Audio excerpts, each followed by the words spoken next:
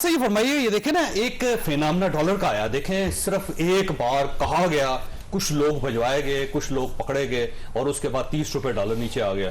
अब बिजली के लिए कहा गया और उसके बाद देखें तेजी से कुंडे खत्म हो रहे हैं और ये अनकरीब मेरा ख्याल है बिजली का जो एक इशू है वो भी रिजॉल्व हो जाएगा। तो मेरा ख्याल है पाकिस्तान में जो डंडा इकॉनमी है ना वो जरूरी है, इसके अलावा नहीं। बात डंडे की इस हद तक तो दुरुस्त है कि जहां गैर कानूनी काम हो रहा हो वहां पे हमारे यहाँ तो बिल्कुल सबक पढ़ाया ही जाता है कि डंडा पी रहा बिगड़े तिगड़ों का, तो ये इसके बगैर तो काम नहीं चलता। लेकिन ये ना तो ये रेगुलर हो सकता है और ना ये पायदार अमल है। असल बात वो है, बोस्तान साहब से भी आपने बात की कि आपको इकोनॉमी को किसी स्ट्रक्चर पे लेके आना है, पॉलिसी बनानी, और पॉलिसी के तहत आपकी एक्सपोर्ट्स जब तक नहीं बढ़ेंगी, यानी कर्जों की मैप पे तो आप जी लिए, अब तो कर्जे देने वाले आपको मतलब जिबा कर रहे हैं कि नहीं सीधे हो जाओ, देने वाले भी खत्म हो गए, लेने वाले भी खत्म हो गए, आपके पास ग्रांट नहीं है, सीधी सी बात है। तो आपको रेमिटेंसेज हैं आपकी जो असल है, और दूसरा ये है कि आप यहाँ पे ऐसे काम करें कि आपकी एक्सपोर्ट्स बढ़ें, जिसके नतीजे में फिर आप डॉलर को नीचे भी ला सकते हैं और कीमतों को भी ला सकते हैं। अच्छा, अब हम आजकल बहुत अच्छी एक वो डंडे और ख्वाबों की दुनिया में हैं, जो आपने गुफ्तगू की कि जी डॉलर भी नीचे आ गया, ये क्या पाकिस्तान में पहली दफा हो रहा है? नहीं हो रहा, हमेशा इस तरह ही हुआ है। लेकिन इस वक्त हमारी पोजीशन बहुत नाजुक है कि अगर ये डंडा जो चला है और ये कोई रिजल्ट ना ला सका, फिर हम कहां जाएंगे? ये आखिरी दफा की कहानी है ना कि दुनिया आपके साथ कोई नहीं बात कर रही, आप और हम सब फैसिलिटेशन काउंसिल के हवाले से बातें सुन रहे हैं और देख रहे हैं कि जी इतने अरब डॉलर की आ जाएगी। अगर वो मेच्योर ना हुई फिर ये सारी कहानी तो दुगनी तिगनी पे बढ़ेगी। अब कोई चीज है ही नहीं, हमारी हर चीज ब्लैक एंड व्हाइट सामने है। आपको जो वादे हो रहे हैं, क्या मोहम्मद बिन सलमान G20 पे जाते हुए यहां आ रहे हैं या वापसी पे आ रहे हैं? क्या वो पैसे जो हम कह रहे हैं कि हमारे डिपॉजिट्स में आएंगे? क्योंकि असल मसला ये है कि उन्होंने, मोहम्मद बिन सलमान ने इमरान खान के साथ भी बिल्कुल नेक नियति के साथ बात शुरू की थी, वो पैसे देना चाहते थे। यहां खान साहब BOI के कोई 5-6 चेयरमैन बदल गए, सूबों के साथ वो एक मीटिंग ना करा सके क्योंकि वो खुद उसके ऊपर मुस्तकिल मिजाजी के साथ फैसले करने के नहीं थे, पोजीशन में वो थे। वो मीडिया पे आ गया है, सारा जोर मीडिया के लिए था। एक्चुअली इंडिया ने जाके मुआहदा किया और मटेरियलाइज किया और सारी रिफाइनरी लगी, और इंडिया की हिस्ट्री में पहली मर्तबा इंडिया का आर्मी चीफ गया वहां पे। सब कुछ इसलिए हुआ कि यहां क्या था, मैं छोटी सी बात कर दूं कि सूबे और मरकज में BOI को खत का जवाब कोई नहीं देता था और यहां से कोई सीरियसनेस थी नहीं। वहां बुजदार बिठा दिया, उधर KP बिठा दिया जहां पे वो आना चाह रहे थे। बलूचिस्तान में तो इल्ला माशाल्लाह अपने आप ही हुकूमत थी, आज भी है।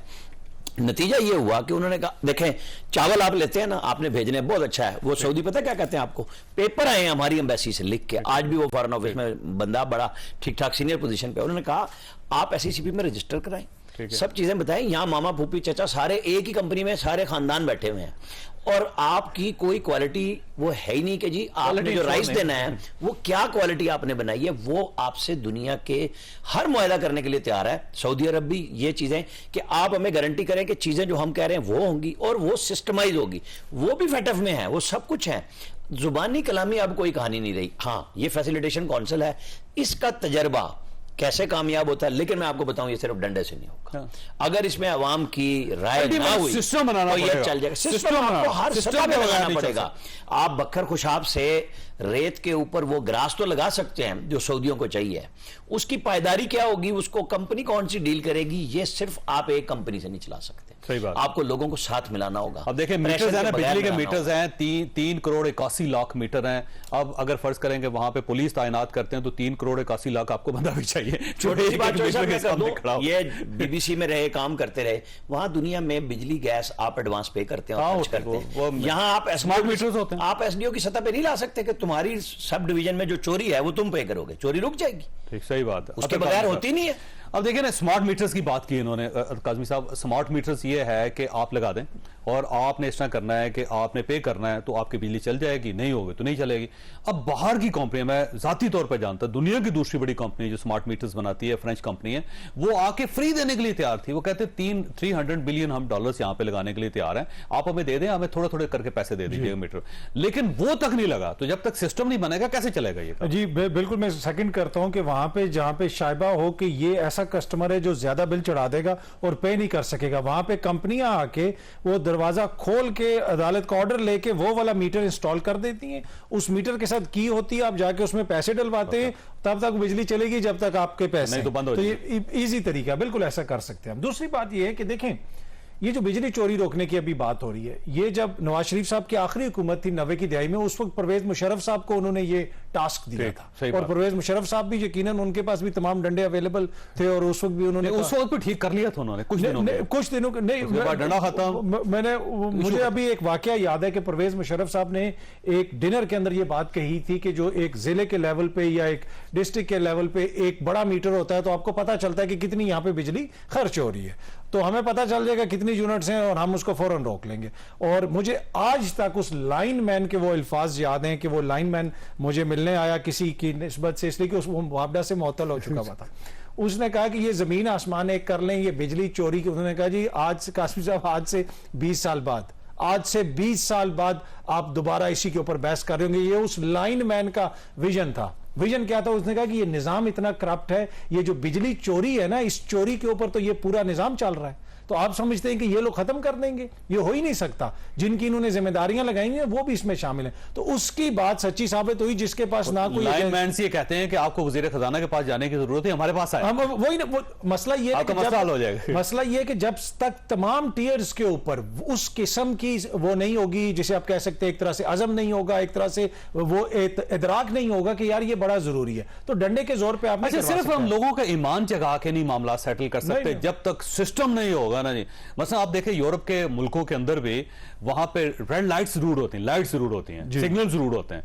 यानी वहां पे तो सिग्नल की जरूरत ही नहीं, लोग खुद बहुत रुक जाते हैं वहां पे, लेकिन वहां पे भी सिग्नल जरूर है, क्योंकि उनको पता जिस दिन सिग्नल खत्म हो जाएंगे उस दिन ये कानून तोड़ देंगे साहब। देखिए असल इशू ही, देखिए मैं उसी तरफ आ रहा था, असल इशू ही कानून की अमलदारी का है। इधर आप जा रहे हो, यहाँ पे इस्लामाबाद में आप बाहर निकलेंगे, आगे पुलिस ने रोड ब्लॉक की होगी, वो कहेगी इधर निकल जाओ, इधर निकल जाओ, इसलिए कि वहां से कोई साहब गुजर रहे हैं। वो साहब तेल भी आपका खर्च कर रहे हैं, वो साहब बिजली भी आपका खर्च कर रहे हैं, लेकिन वो इतने इंपॉर्टेंट हैं कि उन्होंने इधर जाना है। तो यहाँ पे कानून की अमलदारी नहीं है, ये सबसे बड़ा मसला। और दूसरा मसला ये है कि जिस तरह हमने देखा कि जी मीडिया के ऊपर बड़ा जोर था जी पिछली हुकूमत का, वो कहते हैं जी पीटीआई की हुकूमत का, सोशल मीडिया पर हमें पता चला कि 16 महीनों के दौरान 10 अरब रुपया, वो रियासत जो डिफॉल्ट हो रही थी, जिसके पास खाने के लिए रोटी नहीं थी, जहर खरीदने के लिए पैसे नहीं थे, 10 अरब रुपया उन्होंने 16 महीनों में, एक वजारत ने 80 प्लस वजीर मशीर थे, एक वजीर मौसूफा ने, उनकी वजारत ने 10 अरब रुपया ऐसे बांट दिया, मीडिया पे लगा दिया। मीडिया पे लगा दिया, और कहते हैं अवाम को 15 अरब रुपये रिलीफ देनी है, तो उसका कुछ IMF फायदा से तो आप लोगों को भी हुआ होगा वैसे, हमें कोई फायदा नहीं हुआ जी, क्योंकि आपका चैनल लेट आया।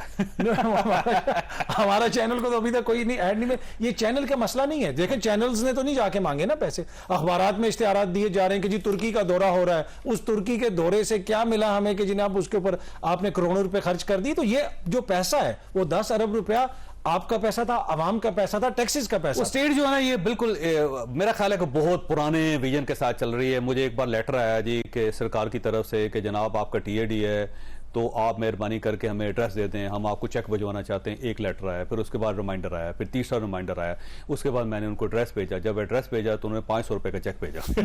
तो उस पे 500 रुपए के चेक 800 की खतोखताबत, मेरा ख्याल है कुछ 3000 रुपए की खतोखताबत लगा दी, और मैंने भी रखा हुआ है। मैंने कहा यह हद है भाई, ये इस तरह सिस्टम चल रहा है, इस तरह रियासत चल रही है। जब इस तरह रियासत चलेगी तो फिर तो मामला खराब हो जाएंगे।